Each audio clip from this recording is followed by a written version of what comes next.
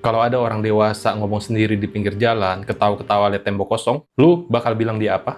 ODGJ, orang gila, atau lu bakal panggil dinas sosial. Tapi, kalau hal yang sama persis dilakukan anak kecil atau remaja yang good looking, masuk TV, pakai baju bagus, tiba-tiba lu bilang mereka spesial. Lu bilang mereka indigo, lu bilang itu anugerah. Sadar nggak sih kita lagi hidup di negara yang merayakan penyakit? Kita tepuk tangan buat halusinasi. Kita kasih panggung buat delusi. Dan yang paling jahat, banyak orang tua yang ngebiarin anaknya sakit demi konten, demi dibilang anaknya sakti. Di video ini, gue mau ngomong fakta yang banyak ngebuat orang marah. Indigo itu bukan kekuatan super. Indigo itu gejala medis yang butuh dokter, bukan butuh kemenyan. Maaf, gue jujur, kalau lu nggak siap mental, skip video ini. Tapi kalau lu mau pakai otak, tonton video ini sampai habis. Oke, sebelum kita debat kusir, kita harus tahu dulu sejarah dari indigo. Istilah indigo itu berasal dari mana sih? Dari kitab suci? Dari jurnal kedokteran? Bukan. Istilah ini muncul tahun 1970-an dari seorang paranormal Amerika namanya Nancy Ann Tape. Dia punya kondisi namanya synesthesia, kondisi otak di mana orang bisa melihat warna aura. Dia ngeklaim kalau dia lihat aura warna, nilai atau indigo di anak-anak yang lahir zaman itu. Katanya, anak indigo ini ciri-cirinya. Yang pertama punya rasa ingin tahu tinggi, yang kedua susah diatur otoritas atau guru, yang ketiga punya empati berlebih, empat merasa spesial atau beda dari orang lain. Tunggu dulu, susah diatur, kritis, merasa spesial. Itu mah bukan indigo, bos. Itu namanya remaja. Itu namanya manusia normal. Ini yang dalam psikologi disebut Barnum Effect. Deskripsi yang saking umumnya semua orang ngerasa, wah ini gue banget. Wah, gue susah diatur guru, berarti gue indigo. Gak, Bambang. Lu bandel aja. Tapi masalahnya, di Indonesia, definisi indigo ini dipelintir. Dari yang awalnya anak kritis, jadi anak yang bisa lihat pocong, lihat masa depan, dan ngobrol sama Nyi Roro Kidul. Ini lompatan logikanya jauh banget. Dan disinilah bahayanya dimulai.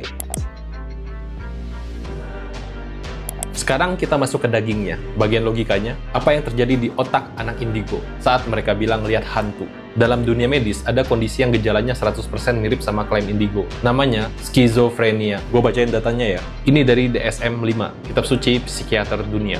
Gejala skizofrenia meliputi antaranya 1. Halusinasi visual, melihat sesuatu yang orang lain gak lihat. 2. Halusinasi auditori, mendengar bisikan atau suara orang yang lain gak denger. 3. Delusi waham, merasa dirinya nabi, utusan, atau punya misi khusus menyelamatkan dunia.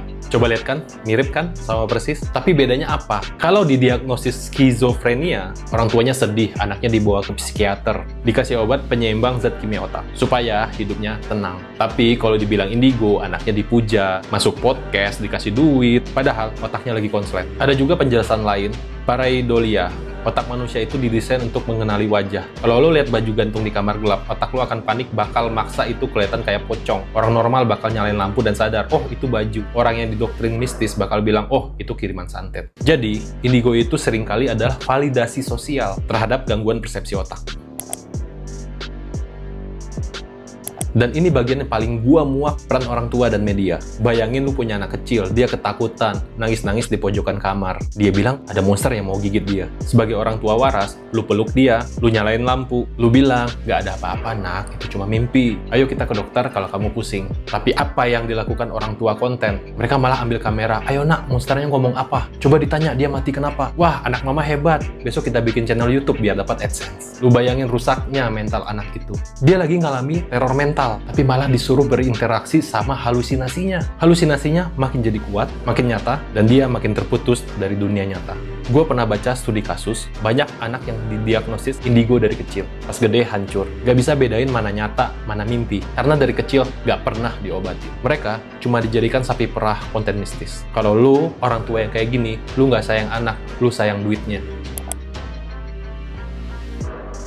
Terus solusinya apa bang? Kalau gue lihat hantu, gue harus apa? Yang pertama, cek medis dulu. Jangan langsung lari ke dukun atau ustadz ruqyah. Pergi ke psikolog atau neurolog atau dokter saraf. Cek dulu ada nggak ketidakseimbangan hormon. Ada nggak tumor yang neken saraf mata. Atau lo cuma kurang tidur dan dehidrasi. 99% penampakan itu bisa dijelaskan secara medis. Kedua, stop meromantisasi gangguan mental. Punya kelebihan bisa lihat hantu itu nggak keren. Itu nyiksa, bikin hidup gak tenang. Jangan pengen jadi indigo. Dan buat lu semua yang nonton video ini, tugas kita sebagai generasi saat ini yang punya akses internet dan pendidikan adalah memutus rantai pembodohan ini.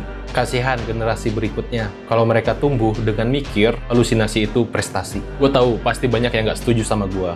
Lu gak ngerasain sih bang? Ah, lu ateis, terserah. Tapi kalau satu video ini bisa nyadarin satu orang tua buat bawa anaknya ke dokter dan bukan ke dukun, tugas gue selesai.